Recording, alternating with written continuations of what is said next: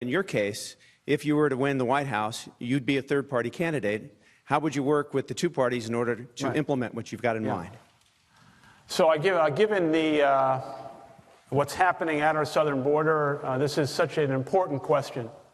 I think it's a question of humanity and certainly a question about legal immigration. I want to say a few things in order to frame my answer. I don't know how many people are aware in this audience, but President Bush, 43, and President Obama, both, while they were president, submitted to Congress an immigration bill.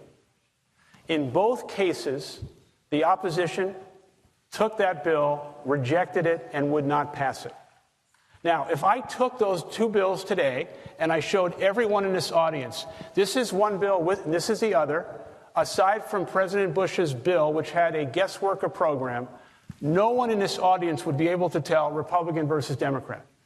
So why didn't it work? It did not work because the other party was unwilling to provide the president and his party a victory.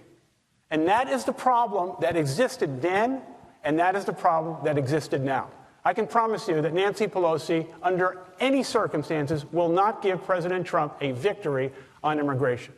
Now, in terms of the answer to the question, I have gone down to the southern border, to McAllen, Texas. I've seen it firsthand, and I want to share with you what I saw.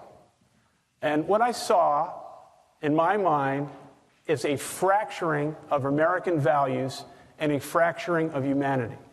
We should not be stripping mothers and fathers from their children, and we should not do anything that even comes close to what happened a long time ago, where we put people in internment camps.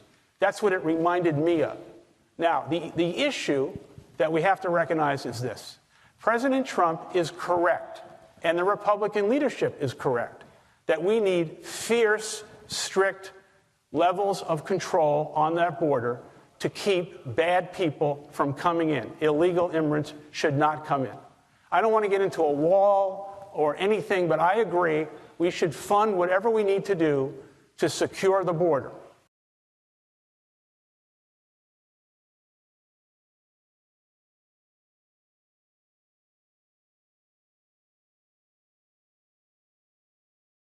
This is just one more example of something that is not thought through and is primarily put forward for political consumption.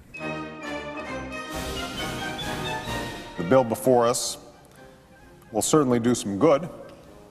It will authorize some badly needed funding for better fences and better security along our borders. The fence is now basically complete. Maybe they'll need a moat.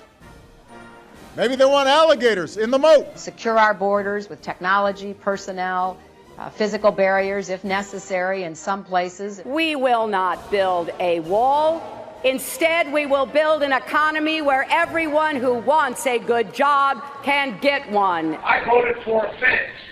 I voted, unlike most Democrats, and some of you won't like it, I voted for 700-mile fence. And let me tell you something, folks.